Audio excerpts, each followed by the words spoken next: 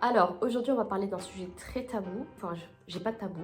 Donc cette vidéo, elle est destinée aux femmes, elle n'est pas destinée aux hommes et aux enfants. Ça ne sert à rien de regarder cette vidéo si vous êtes un enfant ou un homme, puisqu'en fait, ça va rien vous apporter. Quand j'étais en souffrance, quand j'avais besoin de réponses à mes questions, personne en parlait. Et j'ai dû faire, mais quand je vous dis, mais des millions de recherches Google, j'ai été voir plein de médecins. Depuis que j'ai aidé pas mal de filles sur Instagram, car elles-mêmes, elles ont eu le même problème que moi, je me suis dit que j'allais faire cette vidéo. C'est important de savoir ce genre de choses. De quoi on va parler, bien sûr, c'est de la descente d'organes.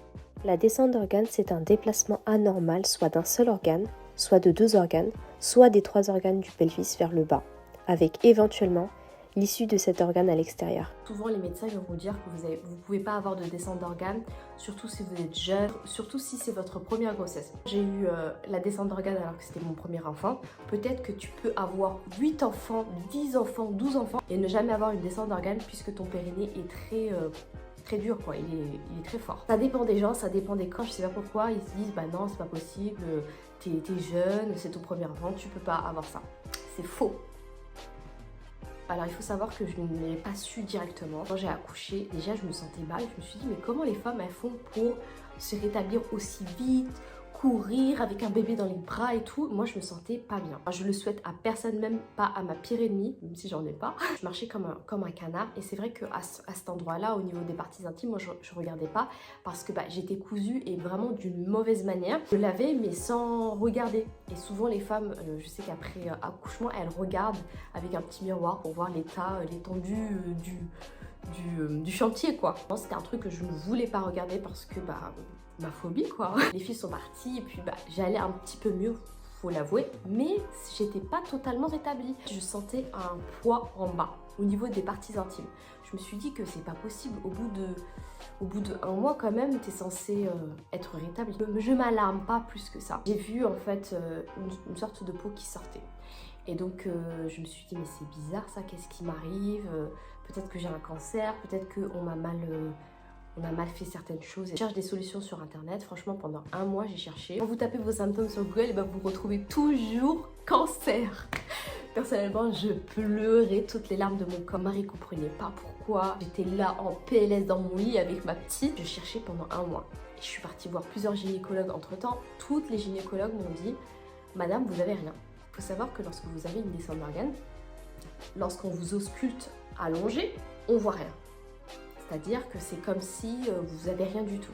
Et c'est avec la pesanteur, donc c'est en étant debout, que vous allez savoir si la personne elle a une descente d'organes. Moi personnellement je ne savais pas que c'était le terme descente d'organes, donc sinon j'aurais dit oui peut-être que j'ai une descente d'organes et regardez-moi, regardez debout. Je ne savais pas quelle position j'avais mal en fait. Je savais juste que j'avais ces symptômes-là, je ne savais pas si c'était debout, assise et tout, mais j'avais juste mal et j'avais une certaine lourdeur. Et la lourdeur, elle se caractérisait comme si j'avais une boule de pétanque coincée entre les jambes. Si vous avez déjà ce genre de symptômes après accouchement, n'hésitez pas à aller voir un gynécologue pour vous faire ausculter et pour surtout savoir à quel stade de la descente d'organes vous êtes. Il y a 3 stades, le stade 1, le stade 2 et le stade 3. Donc le stade 1, c'est vraiment tout petit, ça va.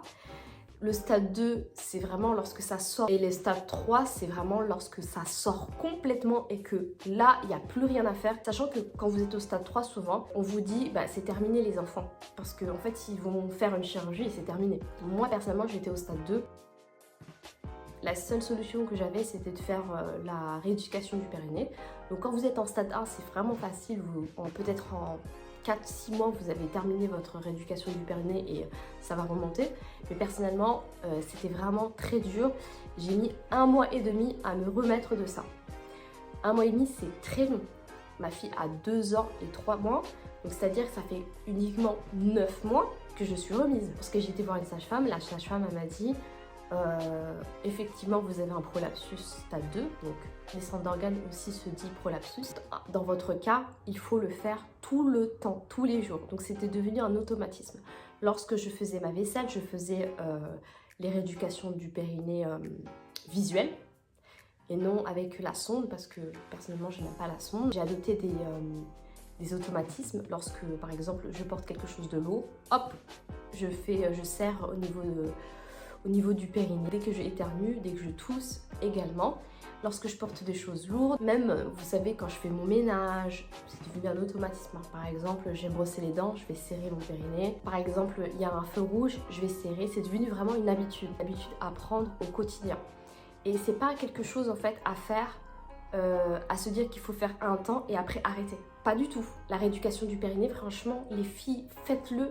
En fait, on ne sait pas, peut-être que là pour l'instant ça va, vous n'avez jamais fait de rééducation du périnée, mais que pour le prochain, si vous décidez d'avoir un prochain enfant, peut-être que là, vous allez avoir une descente du périnée parce que le périnée, il est devenu, il s'est détendu quoi. C'est possible aussi que vous ayez une descente d'organes sans pour autant avoir d'enfants. Parce que ça aussi, les gens pensent que c'est pas possible. Il y a beaucoup de personnes âgées qui l'ont. Si vous avez eu des enfants mais vous n'avez jamais fait de rééducation du périnée, c'est bien possible que vous ayez une descente d'organes plus tard. Donc vraiment, c'est à titre de prévention. Il faut faire la rééducation du périnée. Et je vous assure les filles, faites-le. Franchement, je vous en supplie. Je vous supplie de le faire parce que c'est trop important. Ça permet de tout remonter en tant que femme. On ne peut pas se permettre à 40 ans de mettre des couches culottes. Donc, surtout, encore plus si vous avez eu beaucoup d'enfants et que vous n'avez jamais fait de rééducation du périnée, faites-le. C'est vraiment pas normal que personne vous ait dit de le faire. Surtout qu'en fait, on ne dit jamais que si vous ne faites pas de rééducation du périnée, peut-être qu'un jour, vous aurez une descente d'organes ou d'autres problèmes. En tout cas, c'est sûr et certain que la descente d'organes, c'est par rapport à ça. Faites vos recherches. Les symptômes, c'est pesanteur. Comme si, en fait, vous sentez lourde juste en bas. Très lourd. Vous sentez comme si vous avez une boule de pétanque coincée entre les jambes et surtout vous allez voir en fait au niveau du vagin une sorte de peau qui va sortir. C'est terminé cette histoire, vraiment terminé, mais à titre de prévention, je fais pas tous les jours non plus, mais j'essaie quand même, je fais mes exercices de rééducation du périnée car j'ai pas envie que demain, parce que j'ai porté quelque chose de lourd, que ça redescende. C'est très facile que les organes redescendent juste parce que vous avez toussé, juste parce que vous avez éternué. Et oui, ça m'est arrivé à la première grossesse. Et non, j'étais pas prévenue. Et j'ai dû faire mes recherches. J'ai dû aller voir 50 000 gynécologues pour savoir ce que j'avais. Certaines femmes que j'ai rencontrées sur Instagram qui ont eu la même problématique que moi, en fait, elles ont entendu mon témoignage et elles ont repéré certains symptômes. Bien sûr, si vous sentez que vous avez certains symptômes, plus si c'est la pesanteur et le fait que vous sentiez quelque chose en bas, et allez vite fait voir un gynécologue et dites-lui est-ce que c'est possible que ça soit une descente d'organes. Et là il va vous répondre. Si c'est oui, je suis désolée pour vous, mais si c'est non, tant mieux. Au moins vous êtes parti voir et vous avez pu savoir si c'est ça ou autre chose. Dites-moi en commentaire si ça vous est déjà arrivé.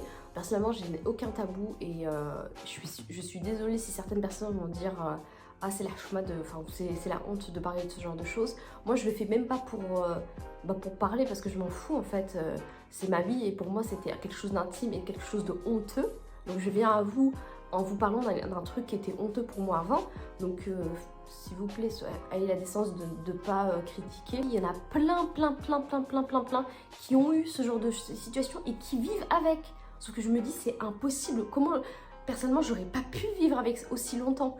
Donc s'il vous plaît les filles, déjà faites la rééducation du périnée et faites-vous ausculter si vous pensez avoir ce genre de choses. C'est trop important. Like cette vidéo si ça t'a plu et n'hésite pas non plus à t'abonner à ma chaîne si t'es pas encore abonné. Je te souhaite plein de belles choses et j'espère vraiment pas que t'aies eu affaire à ce genre de choses. À la prochaine et je te fais plein de bisous. Bye.